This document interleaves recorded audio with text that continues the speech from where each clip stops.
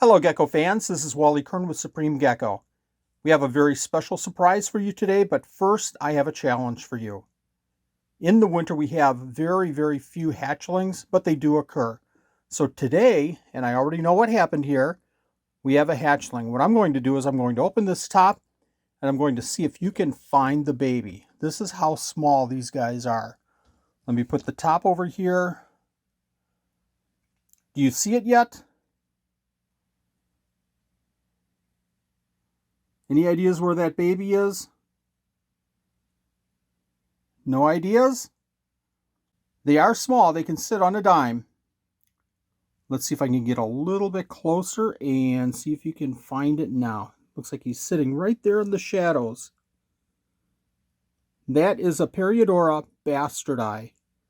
Let's see if we can move him out just a little bit here so you can get a better view.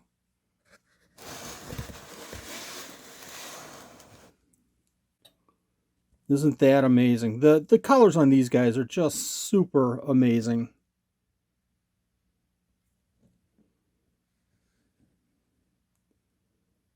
I'll throw a couple of pictures up so we can see them better. But I'm going to go ahead and set this one up in its new little home here, and you're going to join me. The first thing that I do is grab one of these dishes. I think it's an 8-inch dish. I throw some substrate in here. This is a mix of peat moss, dirt, and sand.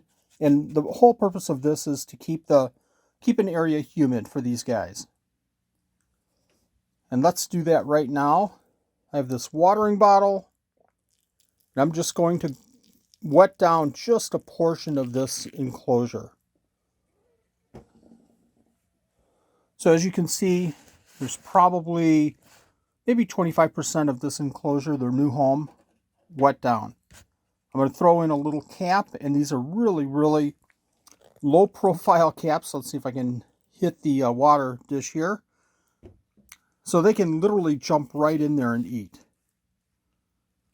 Next, I'm going to throw in a bottle cap, and I have just a little notch out of the side there so they can sit under that bottle cap.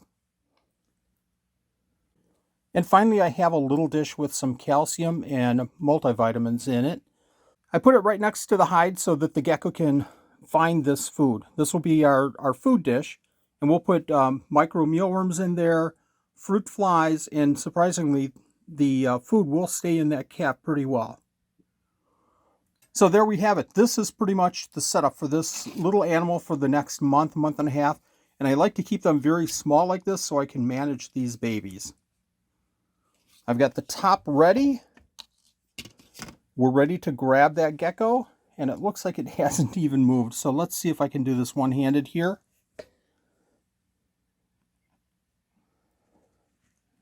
I'm being very gentle. I'm allowing it to crawl on my hand rather than squeezing it.